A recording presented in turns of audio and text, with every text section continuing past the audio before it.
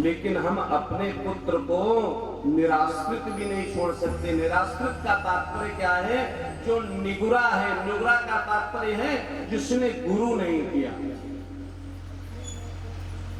गुरु सबको करना चाहिए, गुरु करना अनिवार्य है। और गुरु करने के लिए ऐसा नहीं कि कोई आप मठाधीश मिले तभी गुरु करो।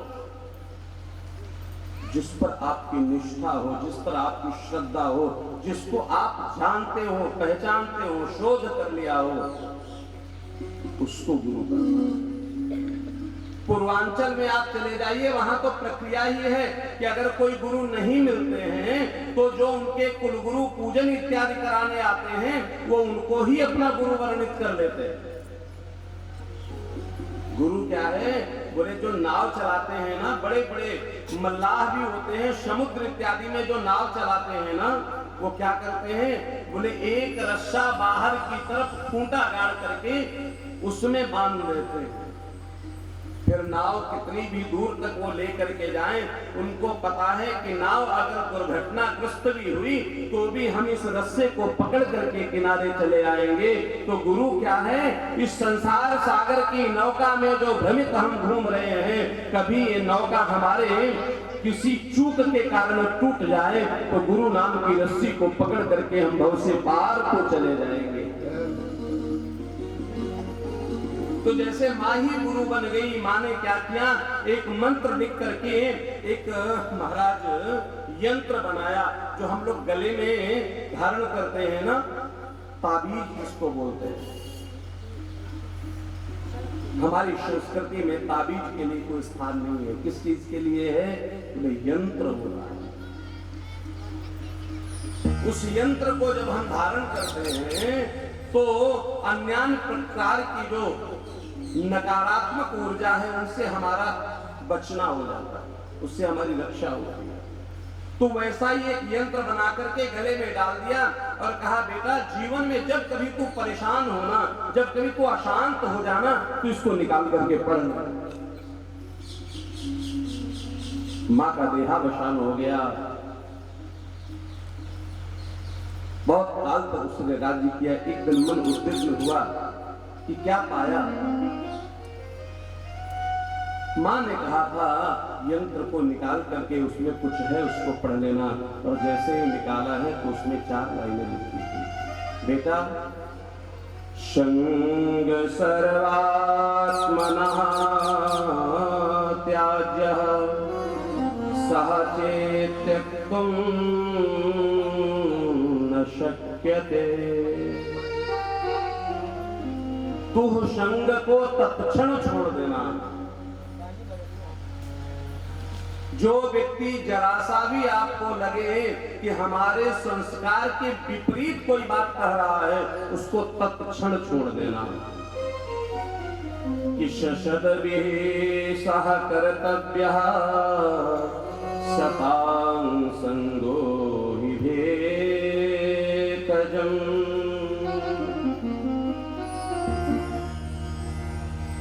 और जहां सत्संग मिले तो दौड़ करके जाना, वहां से अच्छी बातों को धारण करना। और बोले कामः सर्वात्मना हेयो हातुं चेक्षक्यते न सह मुमुक्षां प्रति तत्कार्यं सेवं तस्यापि भेकजम्। चौथी बात यह है कि इस इंद्रियों को संतुष्ट करने का कभी प्रयास मत करना। ये संतुष्ट नहीं होगी। इनको आप इस चीज का निर्धारण कर लो, आवश्यकता की तो पूर्ति हो सकती है लेकिन इच्छाओं की पूर्ति नहीं हो सकती। आवश्यकता तो हमारे घर गृहस्थी शरीर और परिवार के लिए है, लेकिन इच्छाएं जो हैं वो अनंत हैं। और महाराज, इच्छाओं पर अंकुश लगाना चाहिए, आवश्यकताओं पर नहीं। इसलिए क्या करना है? जिस प्रकार से अग्नि में घृत डालने से वह शांत नहीं होती अपितु और दग्ध होती है, वैसे ही इंद्रियों की जो अपेक्षा है उसको पूर्ति जब करते हो तो और दग्ध होती है, अतः वह शांत नहीं होती।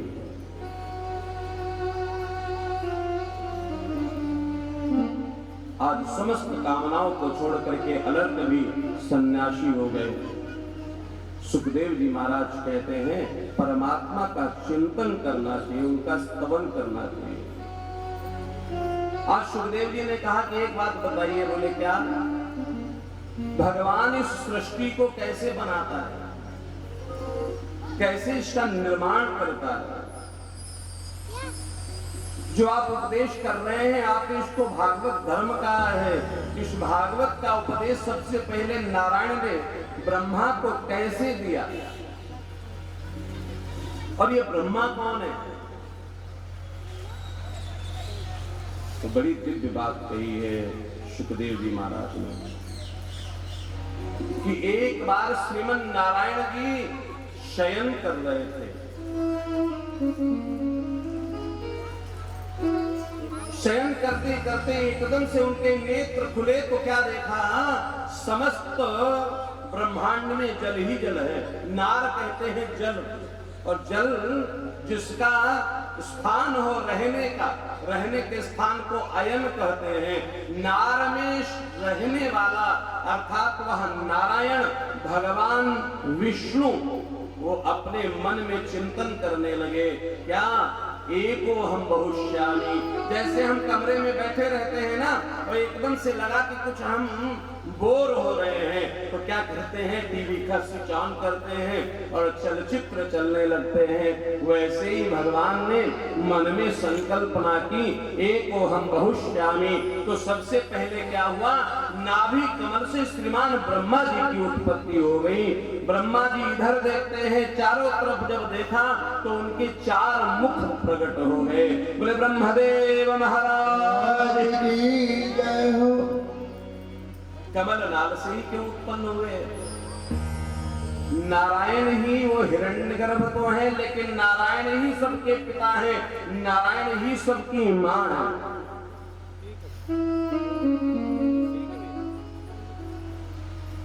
जो भी व्यक्ति उत्पन्न होता है वो नाभि कमल से ही उत्पन्न होता है।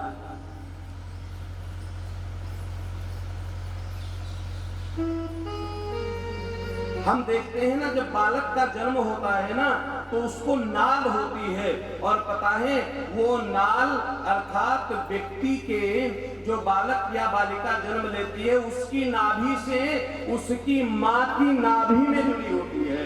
वो बाहर से तो कुछ खा पी नहीं सकता ना, तो उसके शरीर की पुष्टता के लिए ईश्वर ने वो नाल बनाई है, वो नाल कमल नाल बनाई है, जिससे मां की नाभि कमल से उसको शक्ति प्राप्त होती है, जिससे वो बच्चा उदर के अंदर पलता है।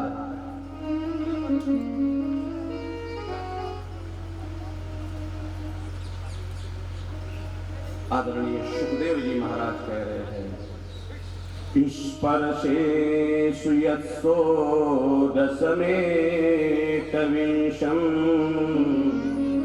निष्किंचनानामपयद्धर्मविदुः। ब्रह्मा को 2 आवाज सुनाई दी, एक त और दूसरा प, कि तपस्या करोगे तो पता चलेगा।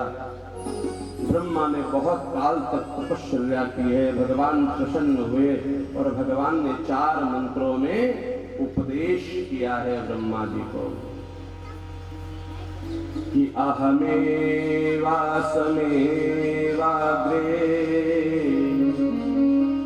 नान्यद्य सत्परम् पश्चादहं यदेतच्च एव शिष्येत सोऽस्म्यहम्। ऋतेऽर्थयत् प्रतीयेति न प्रतीयेत चात्मनि तद्विद्यादात्मनो माया